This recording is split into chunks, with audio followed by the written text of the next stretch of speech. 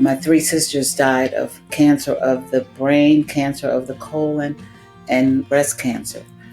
So I've had good friends also who died of some forms of cancer. So I've been living with people who just left me because of cancer. Welcome to Believe in Progress, the American Association for Cancer Research Foundation podcast. Join us and be inspired by the incredible stories of those who have faced cancer with strength and resilience, and the medical professionals who are working tirelessly to find new treatments and ultimately a cure. Believe in Progress isn't just about the science of cancer. It's about the human side of this disease. Together, we can make progress in the fight against cancer and bring hope to those who need it most. Welcome to the Believe in Progress podcast featuring the one and only Patti LaBelle, who is joining us remotely today. In 2005, Patti LaBelle, the iconic singer, had a cancer scare, but fortunately, she found out that she did not have cancer. While she has never personally received a cancer diagnosis, she experienced the loss of her three sisters to this devastating disease. R&B icon Patti LaBelle is well known for her ability to reach soaring vocal crescendos while also being capable of stirring emotions with hushed tones. She boasts one of the most enduring careers in modern music, beginning her musical journey in the early 60s with the Bluebells, a girl group that eventually morphed into the 70s funk pioneers LaBelle. She has achieved success in diverse genres ranging from girl group pop and soul to disco, funk, and high-tech pop. She launched her solo career in 1977. LaBelle achieved 13 top 10 R&B hits, including the chart-leading Quiet Storm anthem, If Only You Knew, and crossover successes such as New Attitude and On My Own. Though best known for her singles, two of her albums, Burnin' and Live, One Night Only, received Grammy Awards in the R&B category. She joins us today to share stories from her incredible career, as well as to share advice and encouragement for supporting loved ones dealing with cancer. Patti, such a treat to have you here today. Welcome to Believe in Progress. This is the AACR Foundation podcast, and you're going to make quite a difference for our audience. So I know you've got some other things pressing today, but thank you so much for being with us. It's my pleasure. Hey, Patti, so at 79 years young, you've had an amazing and incredible career. Many of those years have been spent doing philanthropic work, whether for LGBTQ or diseases such as diabetes and cancer. As a woman with so much on your plate, what makes you such a giver? I was born this way. My mother and father were givers.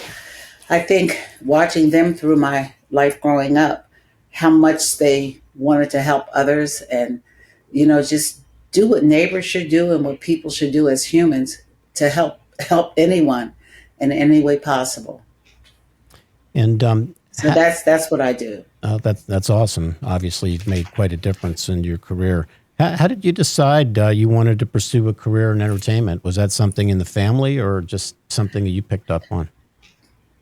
It was something I picked up on. My father was a singer, and so I would always pretend I was performing with a broom as a microphone. And after doing it a few times, my mother and father both knew that I had something special. And that's when I joined the choir. And after that, my dreams started coming true because my choir director made me sing. I was a little shy and I wanted to sing with the choir, Really? But she wanted me to sing lead. So after she forced me to sing lead, I got some hallelujahs and stand up church folks just loving what I was doing. So I said, this is my calling. Was that in Philly? In Philadelphia. Yeah. So you've lived your whole life in Philadelphia, right? All my life I've been here. Yes. That's pretty amazing. Pretty amazing. What or who has helped shape you, who you are? Has there been some, seminal figures in your life that have made a huge difference to you? Well, my mother made a big difference to me. And as far as show business, Nina Simone, I was very impressed with Nina Simone and we were friends. And I got a lot of my good thoughts from Nina Simone and my mother. Interesting. So, our organization, the organization Danielle and I work for is the American Association for Cancer Research, and our our focus is funding cancer because cancer research saves lives. I know you've had some personal experiences with cancer in your Yes. family. Hmm. Would Yes. you could you share some fond memories of your sisters, or Yes. that would be really nice to hear. Well, I had three sisters and a brother. My brother died of Alzheimer's. My three sisters died of cancer of the brain, cancer of the colon, and breast cancer. So I've had good friends also who died of some forms of cancer. So I've been living with people who just left me because of cancer. And I said, whatever I can do. Even before some of them died, I was a person who really wanted to speak for certain causes, and cancer is one of them. To lose three people in your family to cancer had to be pretty tough on you, I would imagine.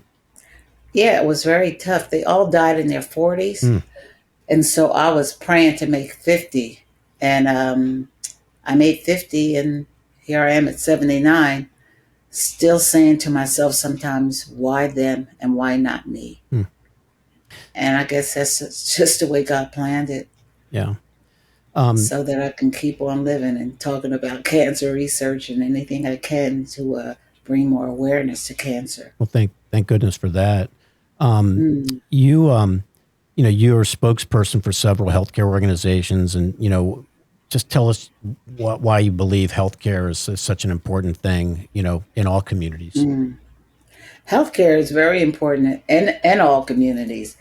Um, a lot of times we're not aware of certain things that could help us. Some underserved communities who might not know where they can get help that won't cost them everything they have. Um, and it is just important. I stay on people about doctors. I never went to a doctor until I passed out on stage with diabetes. Um, and went to the hospital, and they said, did you know you were diabetic? I said, no. And I'll be honest with you guys, I never would have found out because I don't go to the doctors. Hmm. I don't i don't think it's important to go to doctors, but I realize how important it is, and now I stay on my son's case about going to doctors, about uh, just seeing about himself. A lot of times you just don't want to see about yourself because you're afraid of the outcome, that it might be something that's not pleasant. But at least if you go, you can find out what you might have, and then you can start working on your life to live longer. There's So that's what I do. definitely a need to better educate, again, all communities, but I know there's unfortunately some negative cancer health disparities, and there's not equality all the way around the board here. And so what do you think could be done to improve healthcare for specifically the Black community? It's a tough question.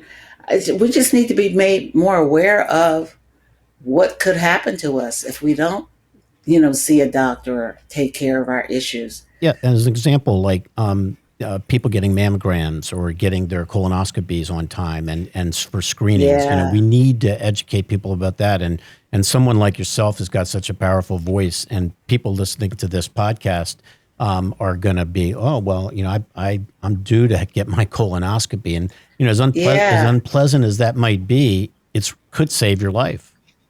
It's important. Mammograms, when people think of the women think of them, they say it's going to hurt when they squeeze my breast, but it might squeeze you back to life or give you a longer life.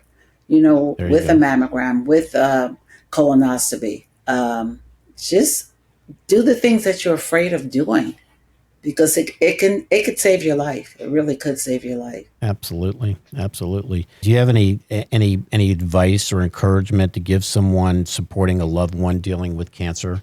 I know you found yourself in Mm. that position, but again, there's a lot of people listening to this podcast that are maybe siblings or maybe a mom or a dad of someone dealing with cancer. Any thoughts about what they could do to help the situation and support the Well, situation?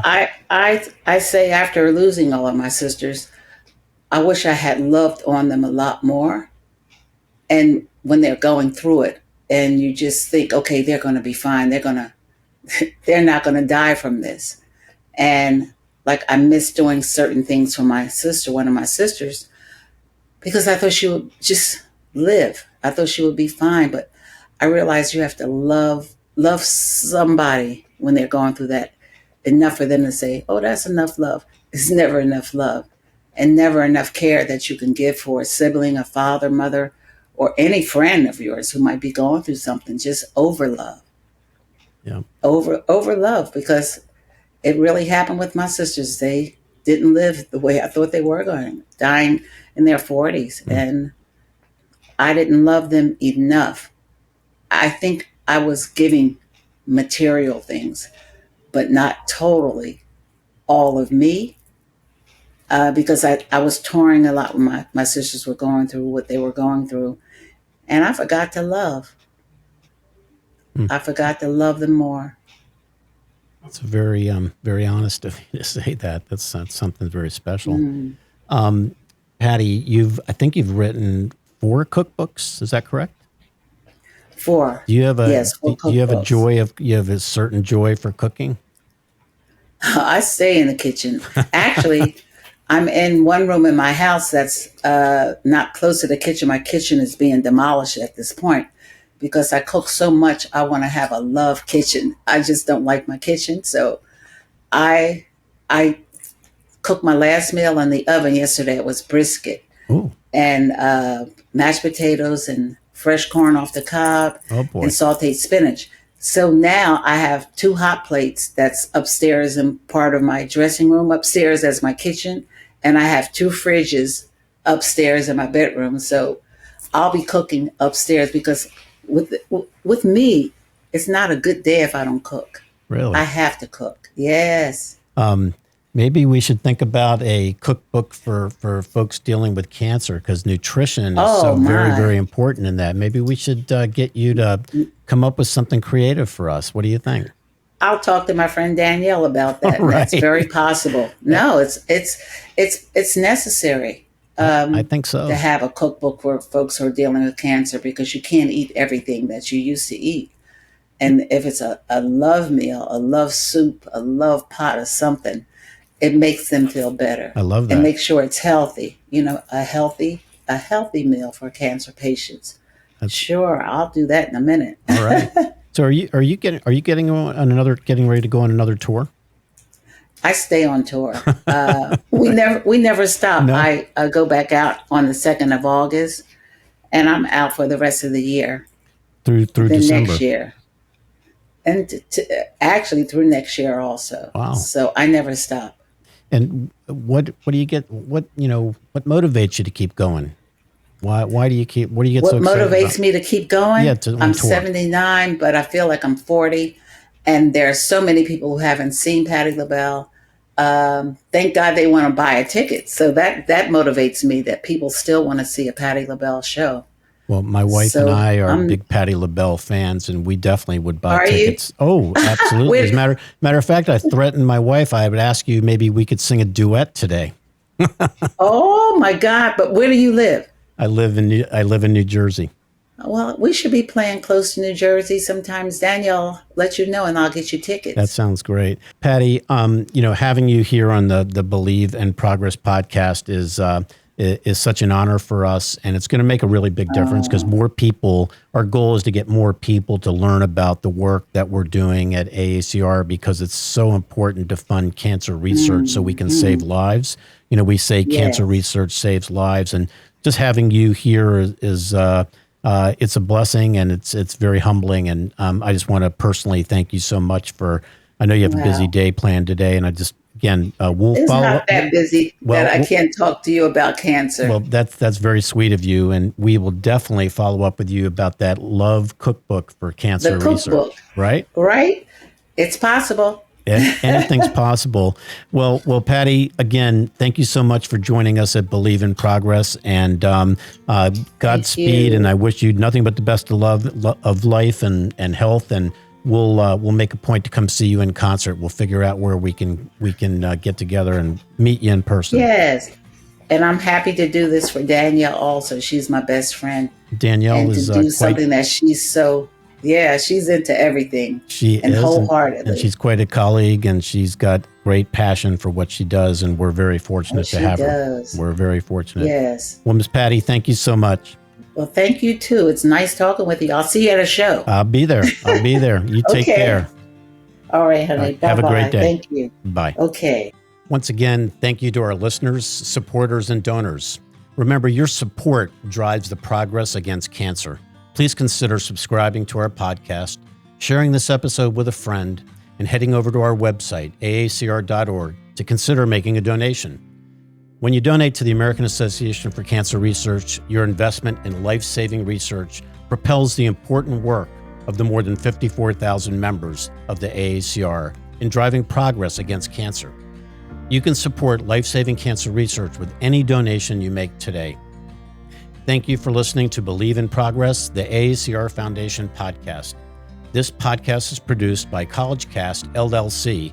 Please visit www.collegecastpodcast.com for more information. And remember, cancer research saves lives.